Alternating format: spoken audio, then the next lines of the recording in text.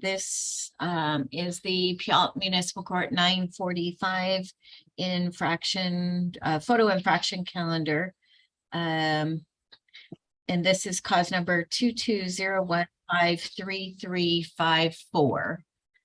And I saw you pop into the Zoom meeting, Mr. Chan, as I was just finishing up reviewing your PowerPoint and all of the evidence that you submitted. Okay. So I thought I'd get in and take it early because I'm going to let you, we have to make a decision. Let me first swear you in. Do you raise your right hand? Do you solemnly swear or affirm that the testimony you're about to give is the whole truth and nothing but the truth? Yes, Judge. Okay, I'm going to go ahead and mute you, Jeremy F, for a minute while I take this other case, and then I'll be with you. Okay. I don't know how you want to present your case. So I appreciate your time, taking your time reviewing my research, right? Like, and I don't think we necessarily need to go into all the nitty gritty. I was just like a little bit doing my research, educating myself, and like, you know, over prepared a little bit just in case I need it, right? So I think the fact of the matter is, like, what I would like to contest is that, yes, I absolutely agree. The evidence showed I did not stop, but like my argument is that I was not required nor expected to stop because I was already in the intersection, and that's like the correct and safe thing to do once you're, like, you know, if the light turn right, once you're in this intersection, you're expected to complete turn, exit intersection. And so that's really the crux of the argument, right? And I think basically I think in order to issue this infraction, the city would have to prove by, like, by preponderance of evidence that there's more than likely, like a reasonable person would think there's a more than likely chance that no part of the vehicle was already in the intersection. And I just don't think that is being shown by the evidence that was available. And I am happy to go into more details if you have questions or disagreement, but that's basically how I see it. Okay. Well, I did review all of the I don't know how many slides there were, 50, 40, regarding definitions, electronic images, the photos of the license plate, not the person, your diagrams next up to the images on the videos. And at this point, I need in the RCW for failure to stop at the red light, which addresses the clearly marked stop line, if not the crosswalk, and then if not before entering into the intersection. So I just want you to know that I did review all of the documents that you submitted, because I think that's important. You spent a lot of time prepping this and educating yourself, as you said. So and I appreciate that. I want you to know that I took it serious, and I looked at every document that you submitted. So so let's go ahead and watch the video, and then let me make my assessment of whether you were already starting. If I may, I would actually really prefer that we don't introduce the video into the case. Like, I think ultimately that's up to you, but that's for two reasons. Number one, it's not that I think the video show anything contradictory to what I'm arguing, but number one, I think my interpretation of the state law that authorized the program doesn't necessarily authorize using videos as evidence as opposed to photos. And number two, I think we're really, in this particular case, I think it's so marginal that we're really just arguing at which point, like, whether the vehicle was like slightly before the line or not. And like, I don't think we're necessarily equipped to do like a frame by frame analysis on the video. And so like, I think based on the two pictures that was provided, that has all the speed and information and timing information, in my opinion, it fully tells the story of, like, we can make the full determination of whether the vehicle was in the intersection or not, just based on that. So if I may, I would prefer to simplify things that way. But ultimately, it's your decision, Judge. Okay, well, I know that this has gone up on appeal to our higher courts and the videos are admissible.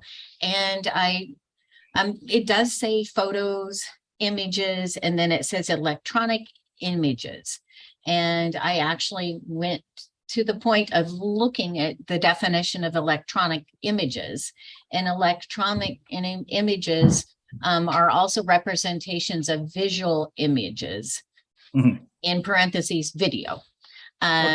So I think within the definition of the RCW for photo tickets, the electronic images extend to beyond pictures to video. Otherwise, they just would say photos.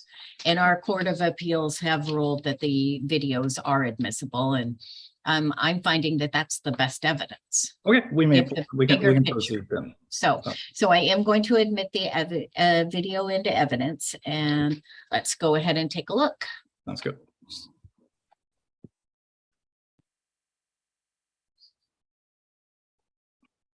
Takes just a second to queue up. All right. Okay, let's go ahead and go to overview 1 to start. Okay, let me go ahead and take a look at the images. Looks like a white Tesla, and then let's go to overview 1.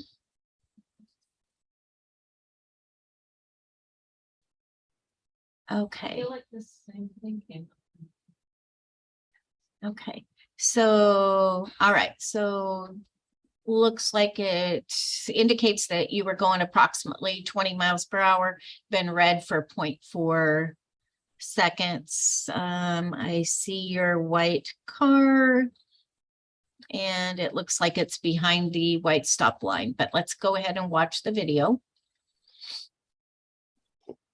So it's yellow, yellow, yellow, red. Okay, let's watch that again. It kind of jumped.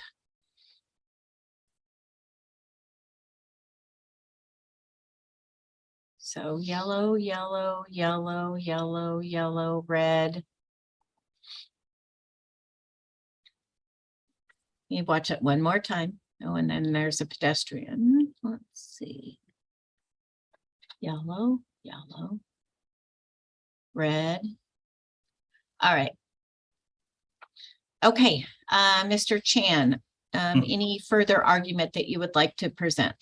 Yeah, so I think the fact that we had to watch that video clip multiple times, it's like also in itself indicative of how marginal this case is. And I think at the end of the day, as a driver on the road, I have a like basically split-second decision to make, right? Like I don't have available to me all the hindsight and all the timing information, all the speed information. At the end of the day, when I'm starting to approach the light, I have to decide whether like, is it safer for me to keep going? Are there other cars behind me? Like, is the stop going to be abrupt? If I stop, am I going to be like in the middle of the intersection, right? Like, so I think based on all of those information that was available to me at the time, I think I made the safest choice of continuing, and with the hopes that I would be in the intersection by the time that turn the light turned red, right? Like, and also notably, it is unknown to me how long the yellow is going to stay for, right? Like I think you have a general,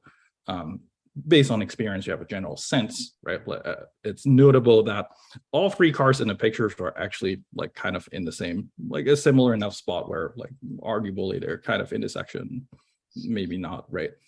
So maybe the yellow is a little bit short on this intersection, but anyway, I think what I would like to submit is like I think we can quibble on whether like it made the exact right decision or whether I was half a second late or not, but I think reasonably based on the information that was available to me, I made the right choice, the safe choice, and the alternative of abruptly stopping in the intersection is actually going to be more harmful to public safety than that is the alternative decision that I made, right? So I think generally I would find it, I would think it is in the interest of public safety to not prosecute marginal cases like this, to encourage drivers to like second guess their decisions and, you know, get into other perhaps worst situation, especially in this case, like there's no one in the way. I was completely shielded by the bus on the left. And again, like we're all three of the cars were in this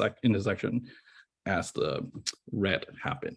So yeah, I think that's basically my the way I see it. And I have nothing else to say.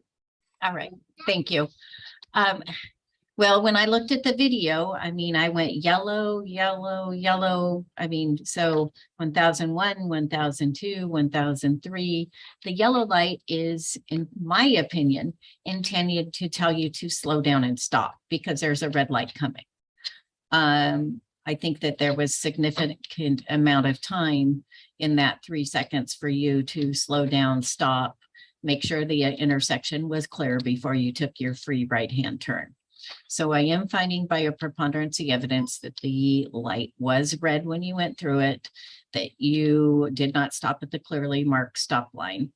I understand what you're saying. I disagree. I think that this is out there so we don't, you know, we get people to train them to stop at the yellow lights and, you know, so when the light turns red that they're slowing down and stopping. So I am going to give you a reduction to $90 and you need longer than 30 days to pay. I do not. Okay. Can you do me a favor and chat your email to Clerk Leanne? And then we'll email you out that court order. Sounds good. I appreciate you taking the time, and I appreciate you taking time to take the case early in particular. So thank you. No problem at all. And you know, it's always good for me to go back, review the law and take a good look at things. So I appreciate all the effort you put into it. All right. Thank you. All right. As soon as you have your, and I'm assuming, you know, these are non-moving violations. They're just like parking tickets and they don't go on your record through your research. Okay. And that's a little more for Jeremy F.